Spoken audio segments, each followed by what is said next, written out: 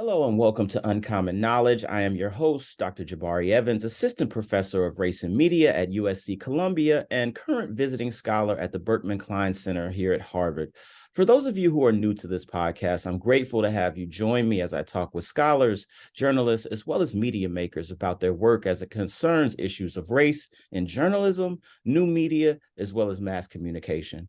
Today's guest is Dr. Murray Forman. Murray is a professor of media and screen studies at Northeastern University. He is co-editor with Mark Anthony Neal of the first two editions of That's the Joint, the Hip Hop Studies Reader, which is what I consider to be sort of the Bible of hip hop studies. And he also is the co-editor with Mark Anthony Neal and Regina Bradley of the forthcoming third edition of the book. He's the co-editor with Mark V. Campbell of the forthcoming book, The Hip Hop Archive, The Politics and Poetics of Knowledge Production. He is also the author of The Hood Comes First, Race, Place, and Space in Rap and Hip Hop.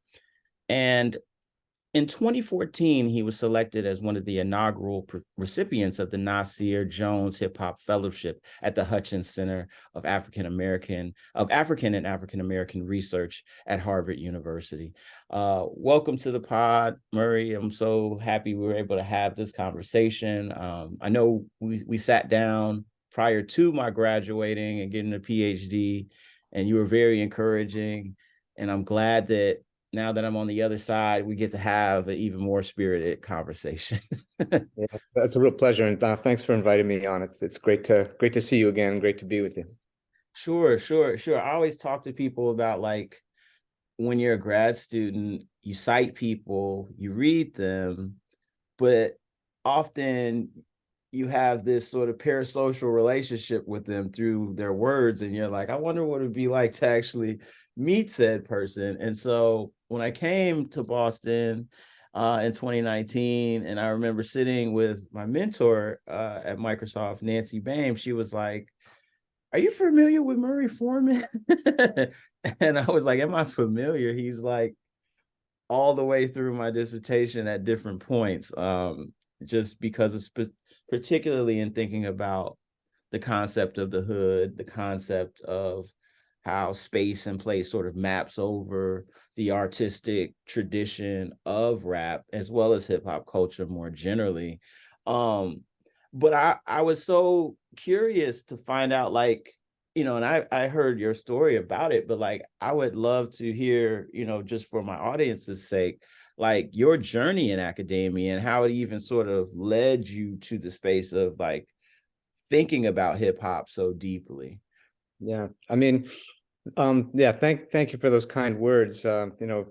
When it's true, when we finally get to meet some of the people who influenced us, we always just, kind of hope that they don't come across as assholes.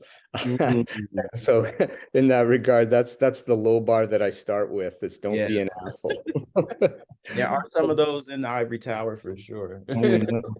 But no, my kind of entry into academia is a little bit sideways, and then within that finding a hip hop lane as well. It wasn't by design by any stretch. Mm-hmm. I had been living kind of rurally in Western Canada in British Columbia, and probably heard, I don't quite remember, but probably heard Rapper's Delight back then. But there was a son of a U.S. expat who the son was coming back to New York on the regular in summers, and he'd come back out to our little rural enclave with these cassette tapes that we learned later were, he's just kind of burning them off the radio. Early hip hop radio, like the John Class book, Breaks in the Air, kind of covers that, and Amy Coddington gets at some of that as well.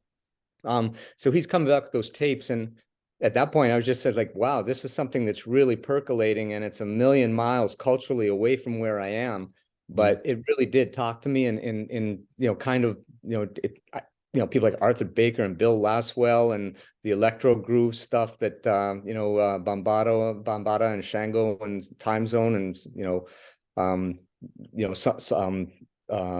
his various groups of back then.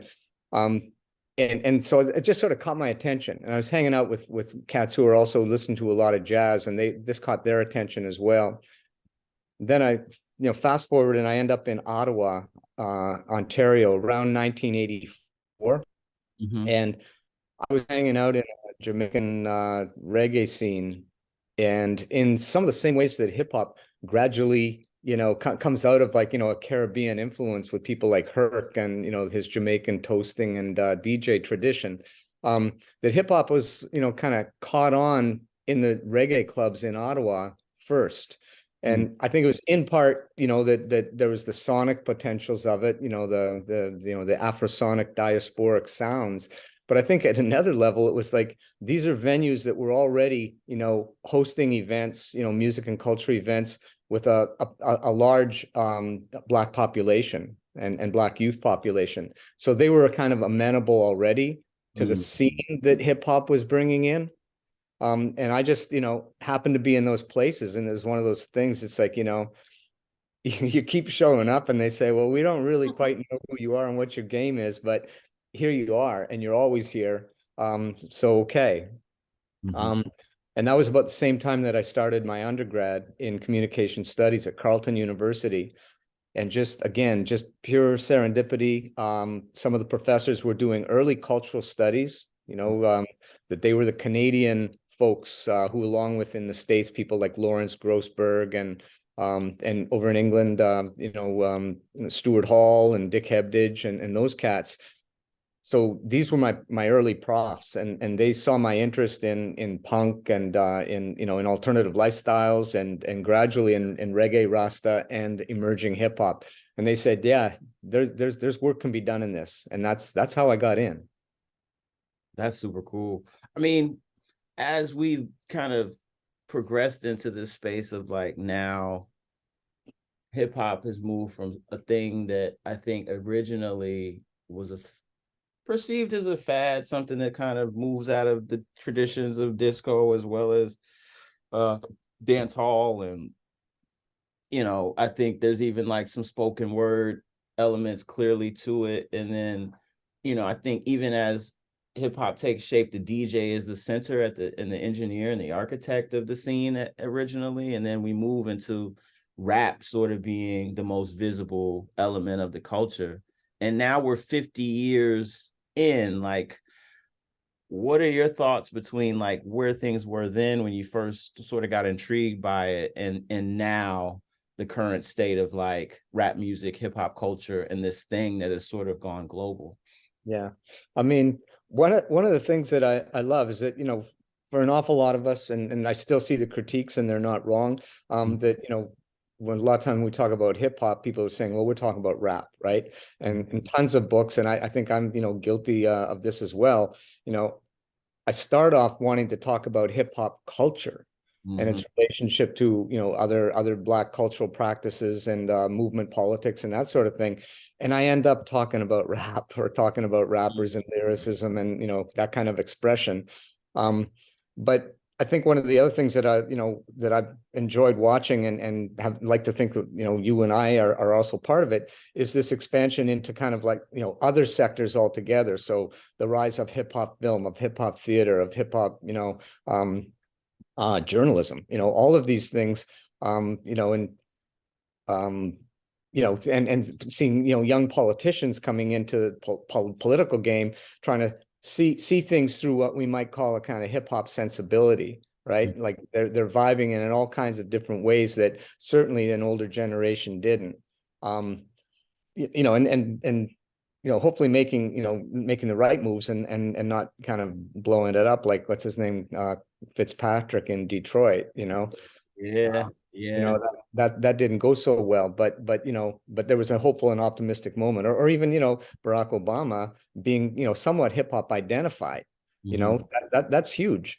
So for me, that's one of the biggest changes, is not only has it gone global and become much more deeply kind of cemented into everyday culture, but I think it's all these different sectors that have kind of opened up, whether, willingly or just those doors have been pushed open by hip hop heads. And this is also true in academia, as the disciplines have, initially there was resistance and reluctance to accommodate it. And gradually hip hop showed ways to illuminate and elucidate all kinds of things, right? it didn't necessarily in the first instance have anything to do with hip hop expression and art at all. Mm-hmm. Mm-hmm. Yeah, no, I mean, I think as I've started to make my foray, not only just into scholarship, but now teaching a class that is sort of centered around like mass media and hip hop and thinking more of a meta level of like how the culture is represented more widely, I've started to sort of allow a lot of things to be brought into the foray of like what we can teach when we're talking about hip hop. And I think one thing that I've started to do week one is to say like, okay, these are the elements. Rap is a element. From this point forward, when I say hip hop, I'm referring to this. Yeah. And I want us to also be open-minded about like, well, what we can consider to actually be in the fold of what we consider to be like. I love how you say sensibility. Like there's a hip hop ethos or sensibility that I think lends itself to a lot of different aspects of everyday life. One of those things that I have to like really deal with in my class is social media and digitization, and like how internet culture in many ways, and this is my own bias here, I think internet culture in many ways has retarded aspects of hip hop culture or conflated aspects of internet culture or confused where we don't know where one ends and one begins, particularly as I think about this concept of clout chasing, how I think about like kind of meme culture, how I think about how artists now have to use these memes in order to kind of relate to audiences. And I'm wondering like what your thought is about how social media and like the lack of face-to-face and in-person connection, like what that has done to sort of affect the identity of the genre. Because I know you think very deeply about space and place. And so what kind of space and place is the internet? Well, in a way, you're the one setting the standard for this kind of research and around this area. And so, kudos, first of all, to you for the really important work you're doing. And that's what I mean. It's like, you're looking at, Black urban youth, the Chicago example, and social media, but there's that hip hop sensibility. Like you could look at it in all kinds of other ways, influencer culture and, standard commercial commodity promotion, that sort of thing. But that hip hop sensibility, the lens through which you're looking at these things, I think makes our understanding of hip hop a lot richer, but also our understanding of social media and contemporary communications a lot richer as well. And this is again to speak of like this wonderful place where we are, both in terms of hip hop and hip hop studies as two separate kind of things that they come together and they just keep kind of branch in and then branch out again. In just unforeseeable and exciting ways until the next new work comes along, and I think you're doing some of what we call that next new work. In terms of the notion of space, I mean, I'm probably not the best person to ask about this because those who know me know that I'm not particularly savvy or adept with social media. I don't play. For any number of reasons, sight issues that I find the interface on the screen, on my phone just too small and too klutzy. That's a personal thing, my own kind of, limitations and my interaction with the affordances of the objects. But then the other thing is that, I guess I don't like the amplification. And I think this is what you're citing as that idea of clout is about amplification, amplifying one's persona, their identity, their brand, however we want to term it, and getting out to as many people as possible within that cloud economy, right? And that's not a kind of capital accumulation that I value. Right. But I do, if it's a space, it's, in some ways, maybe it does. I want to go back to that old outdated term, like, the information superhighway. It sounds so quaint today, and the old line, the information superhighway is just an off-ramp to the fucking mall, right? Right.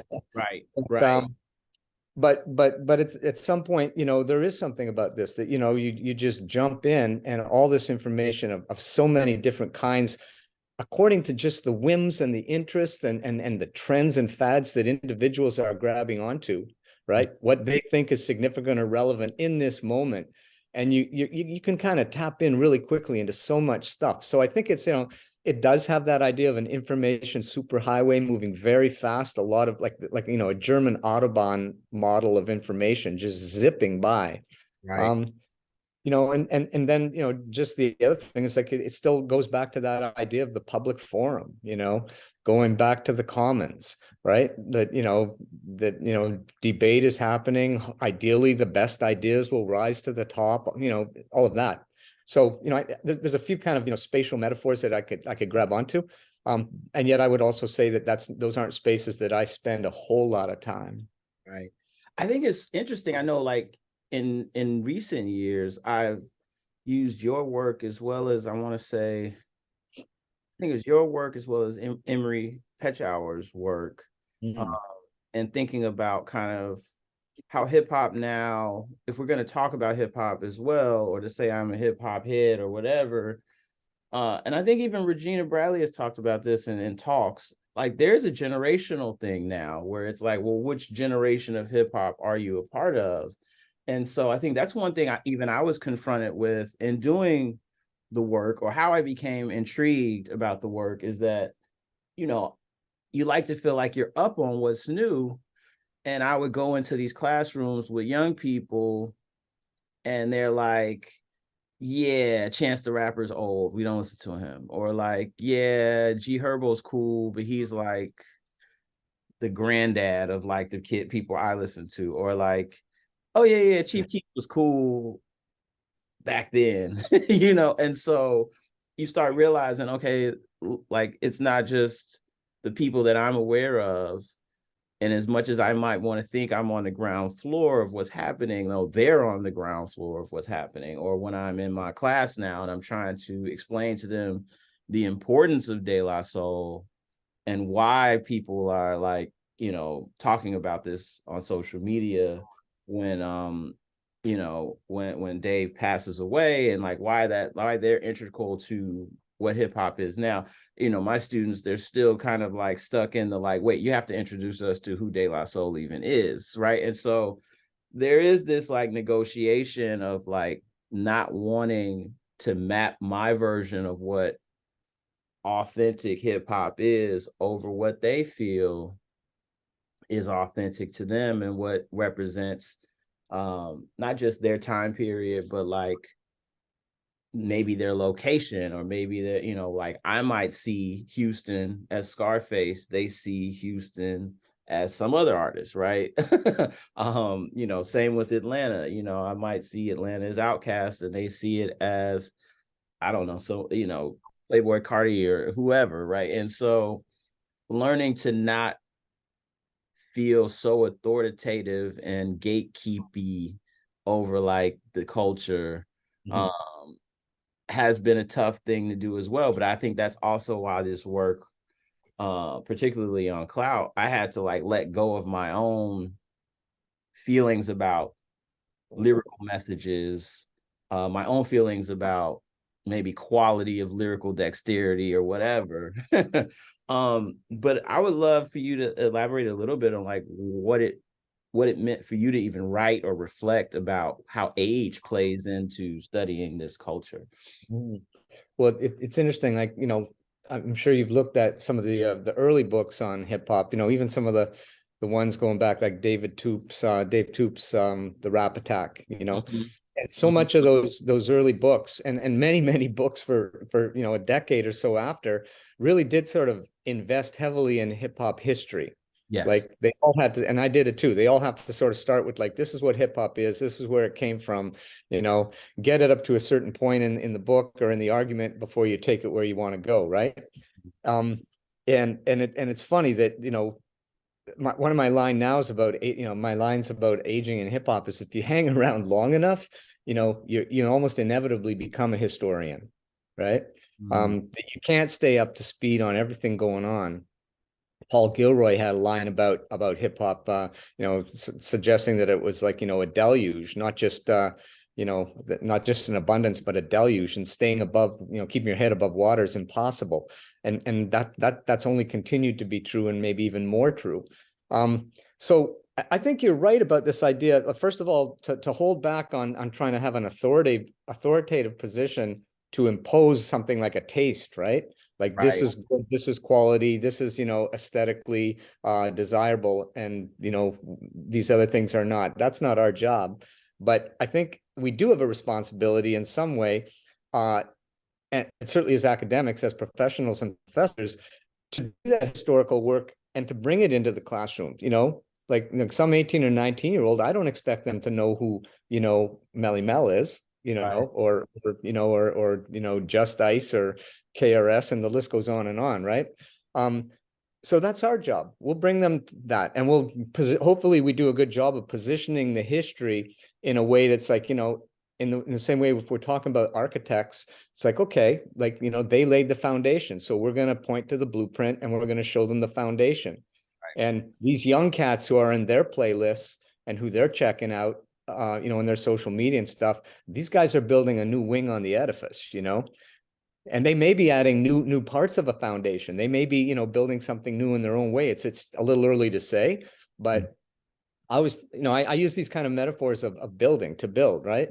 And you know, I sort of say like I am kind of the authority in the room on this older stuff. So, you know, I'm going to take that and you give me that. However, there's a point at which now it's collaborative. We're kind of working with what we both know. And then there's a point where I have to give over the authority to my students and say, I don't know much about this. You guys are the experts. I've given you the framework within which to analyze it. Hopefully it's you know, rigorous enough. Go do your thing, you Right. know? Right. And you know, and in the end, I'd like to think the students get quite a bit of ownership of the class in that regard as well. They know they can say like, you know, yo, this is what's happening now. And then I tell them, well, why is it important?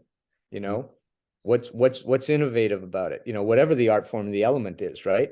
It's like, why did it catch your attention and why does it stand out to you? Right. You know? Right. No, like it's so interesting. Like one of the things that has come up along the way for me in teaching this course that I'm doing, and also just in sometimes casual conversations now that I'm having, is, you know, I think the moral panic that surrounds hip hop has not necessarily waned, but it's sort of transformed, and it's showing up in different ways. And one of the ways in which it's showing up now is we're seeing the usage of rap lyrics in court trials as evidence, and that's becoming more common.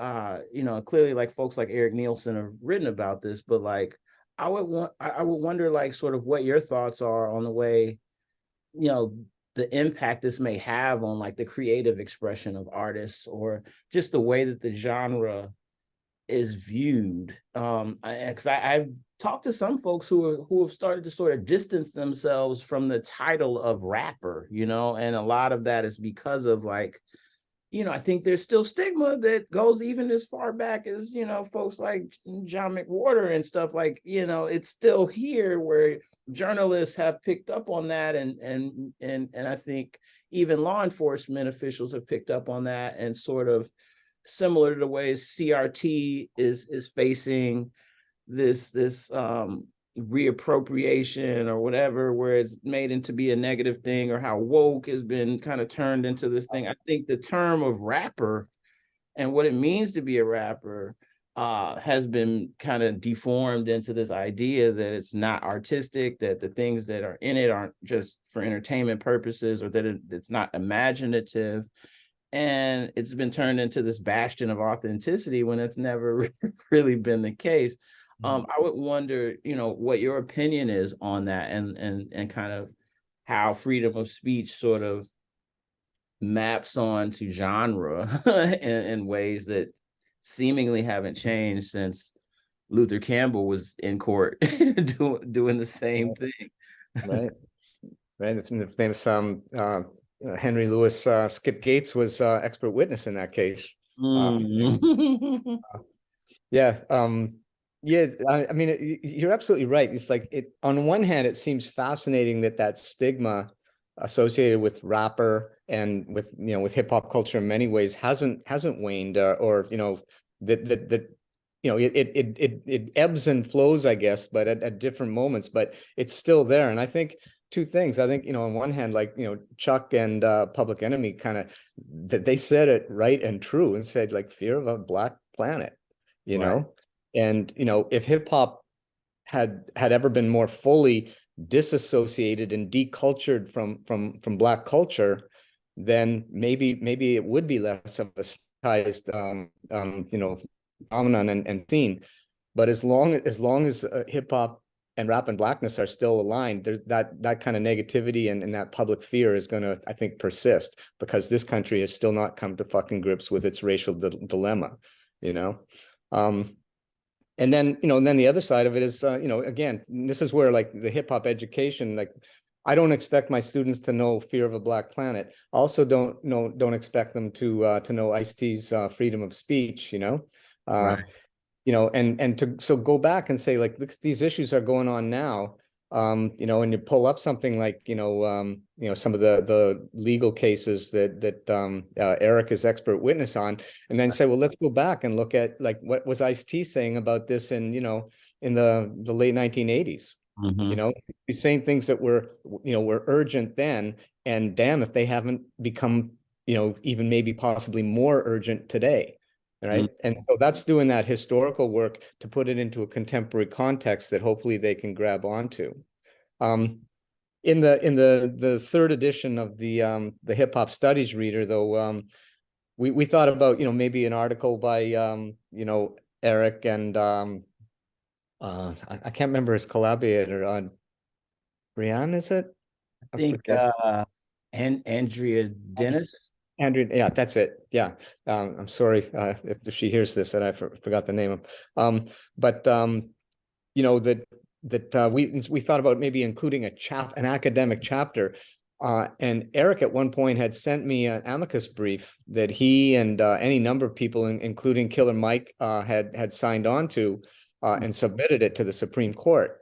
And a number of hip hop scholars and hip hop heads, I signed it, Mark Anthony Neal signed it, or were included. And so we just included the whole amicus brief that went to the Supreme Court. And we just thought, this is actually a legal, a standing document that's, available online anywhere. But we thought it was important to put that into the book.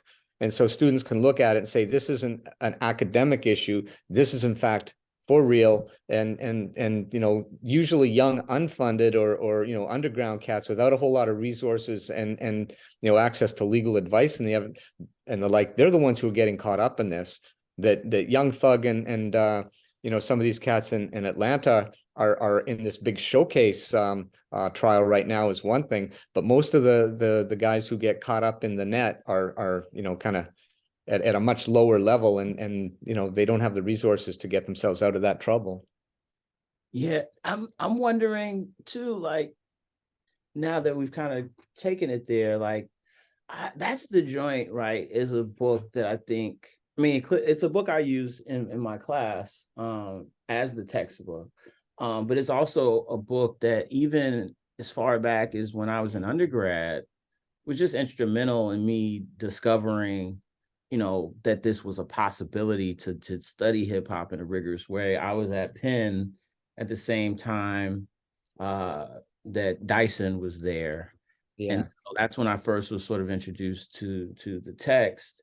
And over the years, I clearly, like, it's for me, it pointed me to, like, how to talk about the culture in a way that was unlike I had ever seen before, even past, like, what I had saw in, like, rigorous hip hop journalism.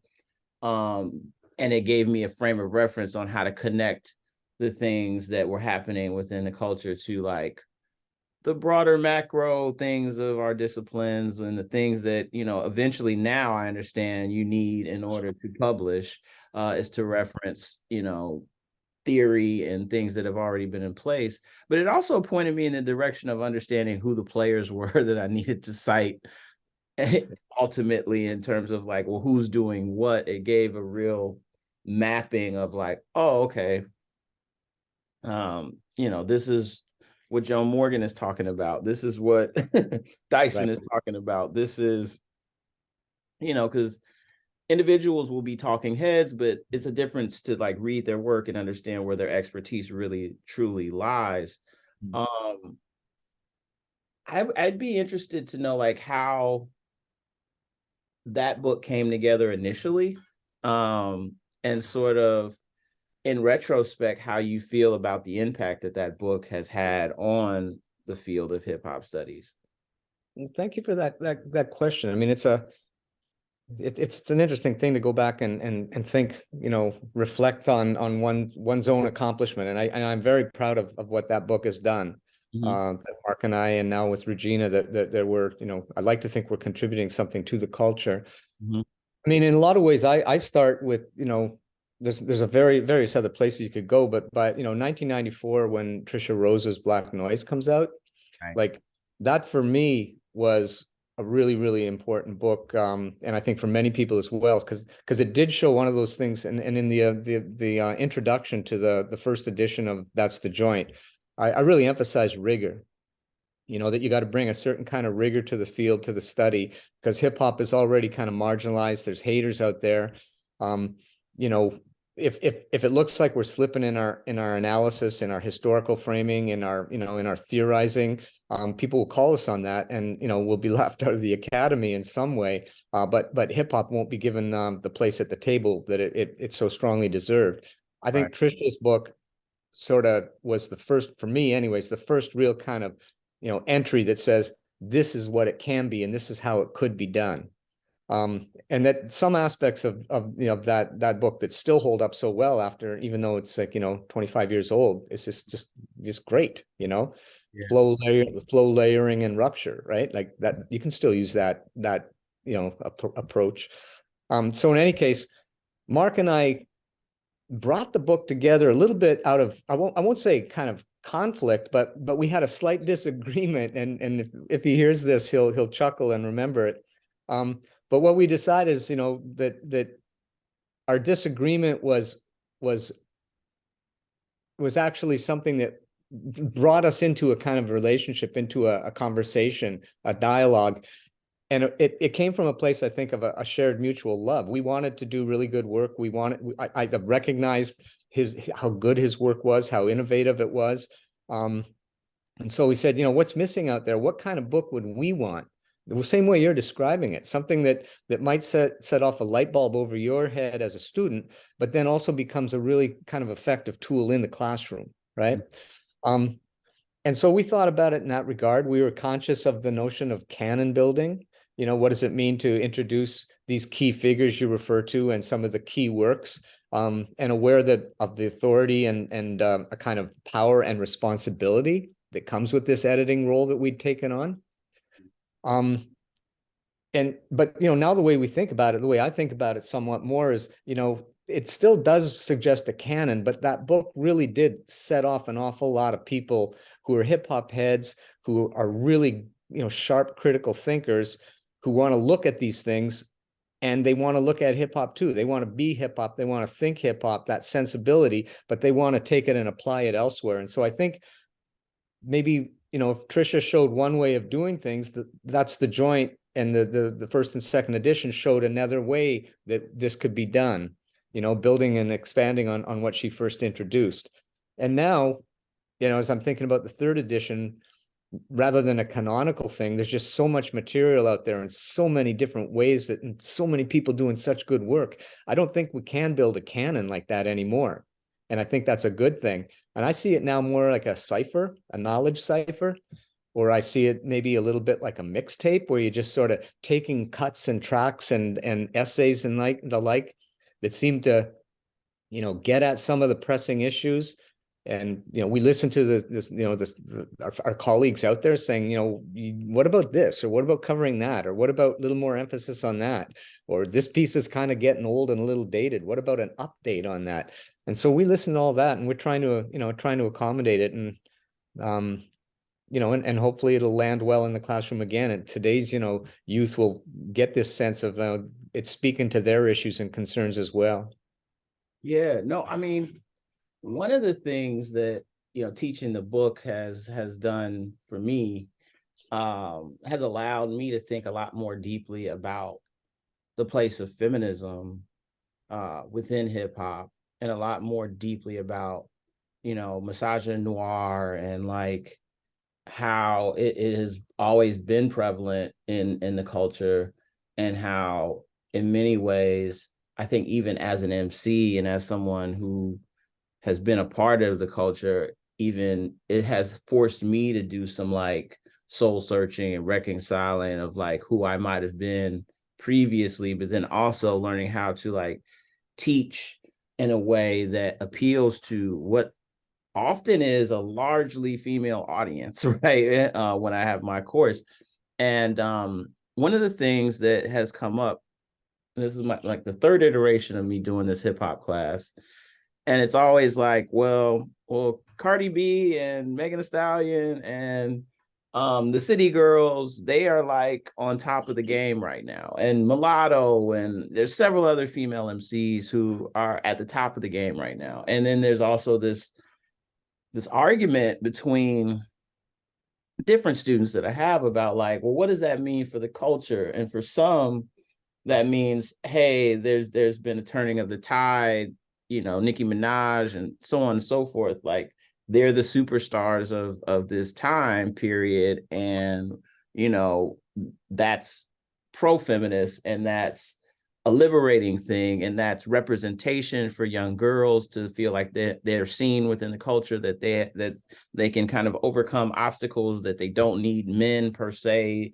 in order to speak their mind or control their bodies or so on and so forth. But then on the flip side of that, I always have students who are like, yeah, but this is just a masculine packaged version of feminism, in terms of like, it doesn't challenge per se the same way Queen Latifah might have challenged what was going on, or the same way MC Lyte might have challenged what was going on, or even the same way someone like Yo-Yo might have challenged or been a sister with an attitude, the way that like Cheryl Keys talks about, right? And so, there's this quarrel, or this quarry for me, where I'm like, I feel like both are correct in certain ways.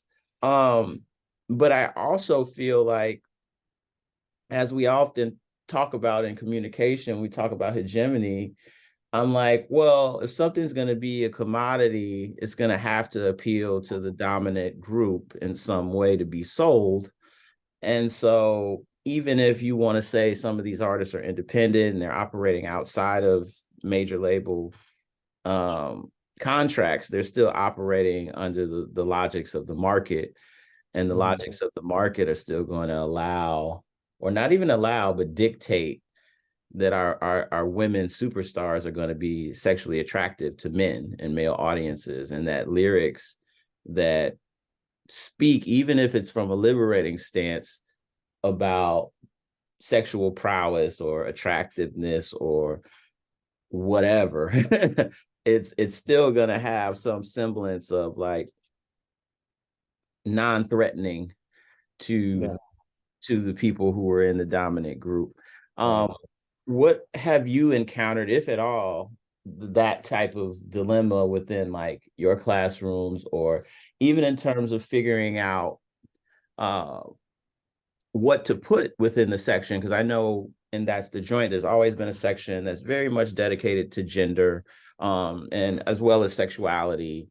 And I think that has sort of shifted. I know I have students that really love that Cheryl Keys chapter, thinking about the archetypes, really love Joan Morgan's chapter, which talks about the contradictions mentally that women go through as being lovers of hip hop, but not necessarily being tied to civil rights movement, feminism. But then like Trisha Rose's work, there's so many great women scholars that have emerged. And I think there's some newer women scholars who are doing even more great work in the discipline. I'm thinking Aria Holiday, Aisha Durham, and people like that. I'm wondering like what your thoughts are on this, on the kind of progression of how gender has sort of taken, not only in the industry, but in like the discipline of hip hop studies. Yeah, I mean, it's interesting. I think you mentioned referred to was it Sisters with Attitude, Mm-hmm. and sometimes I do go back, like, again, the historian part, I'll go back to Salt and Pepper and, Yo-Yo and Light and, Queen Latifah and some of those women. But I'll also, at some point, I'll move it up and I'll play like BWP, Bitches with Problems, and Sisters with Attitude, and sort of say, like, this is maybe a little bit of the template that somebody like, Nicki Minaj and Cardi B and some of, more contemporary artists come through, right? Like, and then Foxy Brown, kind of talking a little bit about, it's like this idea of like take no prisoners. Like, it's not what we would necessarily refer to as capital S feminism, but it definitely is kind of pressing back and pushing back, using kind of the same sort of kind of mindset and modes of articulation that masculine hegemony is based on, right? And the students will say what you suggested. It's like, well, that's just taking the model and flipping it, but it doesn't change the model. It still kind of is playing within these sexist tropes. But one of the things that I think, two things that I've noticed as we build these sections into the third edition, is one, there's much more of a sense of kind of like women at the leadership of movement politics. If we think about Black Lives Matter and the female cadre at the forefront of that, and I think it's not just in terms of the music and the artistic parts of hip hop, but I think it's in more of the political and movement parts of hip hop, where women have really found a footing in a new way. Not that they haven't been present throughout, but I think there's been an ascendance of women at the political forefront, and we're seeing it to some extent, in elected politics as well. Like, women who are sick and tired of just sort of, taking a back seat or being the voice at the megaphone, but now they're running for elected office, right? And these are hip hop identified women who are taking these leadership roles in new ways and in powerful ways, and ways that actually can move the social dial on some of these issues. So this is what I'm seeing a little bit in some of the articles that I'm encountering now. This greater awareness that the women, in fact, do have a different kind of presence in contemporary politics and culture. The other thing, and it kind of goes along with not feminism and not women in particular, but certainly the gender dynamic, is there's just so much really good scholarship coming out on LGBTQ and trans identities, right? And again, like, that wasn't in hip hop 20 years ago to nearly the same extent. It was there, it was present, but the idea of a trans political movement and ideologies is really, it's crucial across society, and it's making its impact in hip hop as well. So this, for me, is one of the kind of the transitions, the evolutionary things that I think has been really exciting. And I think, again, when I look in, at my students, it's a different student body than it was 20 or 25 years ago as well, right? There's just more out freedom and autonomy and agency. And so when they encounter these kinds of articles in any of the readings, whether it's, my hip hop reader or hip hop course or anything I'm teaching, I can see them sort of own it a different way. I can see them sort of saying, okay, this is scholarship that actually does have a little bit of a space for me as I recognize myself in this moment. And then I can see that, they're grabbing the theories, they're grabbing the ideas, they're testing it against their own experiences, and they're trying to, then looking at the politics and saying, how can we push this forward? And so I like to think that in some way, these different sections of the reader and these sections on gender and on sexual identities are also, performing that, just pushing things forward in a progressive way. That's real. That's so real. I mean, this has been selfishly, this has been something that I've been able to just take, and I think it's going to strengthen even the way in which I teach my hip hop course. But it also gives me some perspective on how to kind of incorporate what I'm trying to do within kind of the legacy of what the canon has meant to me and what I see it being, right? And just having the sense of understanding of what it might have been like when you all were sort of putting this thing together has just been a treat.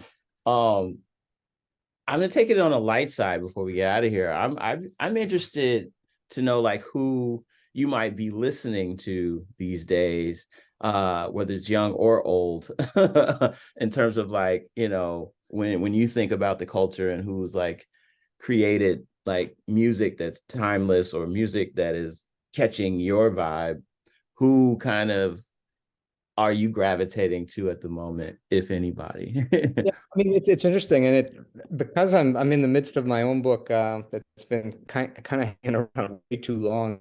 Old in the game, age and aging in hip hop. I'm getting old in the game, just trying to work on this book and get it done. But what I do is, as I'm doing some of my research, and I'm going back and maybe I'm using Source magazine from 1997 or something like that, and there's some article about comeback album of the Treacherous Three or something like that. That'd be actually earlier than that, 87. Just looking at comeback of Treacherous Three, and so I'll go back and listen to the Treacherous Three, and then it's like go down the rabbit hole, and it's like, oh, I remember really liking Kumo D, Knowledge is King. And I'll listen to that a bit, and then it's like Knowledge. What was KRS doing at that point? And so I just sort of find myself falling back, but it's also often research driven. And so there's a point where I went back and listened to Crisscross and Shaheem and Illegal and A Plus, some of these guys who they came out when they were like 14, 15 years old. And going back and say, well, how were they kind of articulating or addressing their own kind of status within hip hop, and what did they think they were doing? Like, what were they imagining of their not only their presence in the scene, but where they were taking it, where they were going, right? Mm-hmm. There's a quote I've got of I think it might be Shaheem. I'm not quite sure now, but he says something like they ask him, where do you think you're going to be? Where do you want to go? And when do you think you'll have done enough in hip hop or in rap? And he says, I want to get out before I get old. Chuck D's 28 and, he's old. So I hope I can still be doing this when I'm 28. And it just sort of rings kind of funny in some ways, right? But this is to take it back and realize that, people weren't thinking about long careers necessarily. We didn't know where hip hop might go, right? Right. Certainly people like Melly Mel and some of these guys from the 70s, they weren't envisioning that 50 years later they'd be still in it and doing it. Right. So all of this is that you come back and ask, what am I listening to? Right now it's kind of, research driven, but when I go for a run or, I'm just doing some chores or something like that, I'll put on Spotify Rap Caviar and I'll just sort of listen to what's going on today and, not necessarily vibe with it or not necessarily, who I'm listening to, but at least I'm sort of letting it flow in a little bit. And, I'm doing a little bit of, preliminary or basic processing. And hopefully when the students come in, I'm not, totally out of it. Well, I think that's the one thing that's been a gift for me is like having my son who's 15 and just be like, what are they listening to? Like, dude, gives me a little bit more gives me a little bit more leeway. I've got so many articles where Andre 3000 kind of says, I get the updates and info from my kid. Jadakiss says I get he says the kids have the good intel, right? All of these cats are saying, it's like, we don't necessarily know, we don't keep up to speed with it, but thank God there's a generation that is all too willing to school us.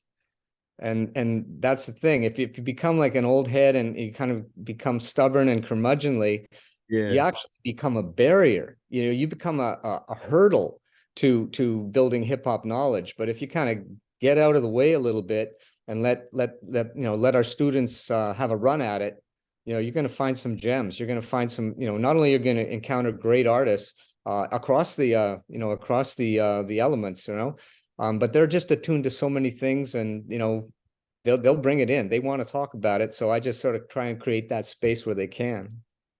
Awesome, man. Well, this has been great.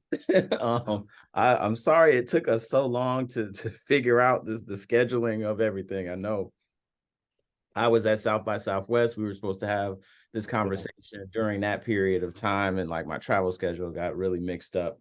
But I'm so glad that we got to have this convo. We got to catch up, and I got to kind of hear a lot of the things that I've been thinking about as it pertains to your work, because I'm a great fan of your work. And you know, I really just appreciate you for joining me today. This is another episode of Uncommon Knowledge. I am Dr. Jabari Evans. This is Dr. Murray Forman. We are out. Peace. Peace.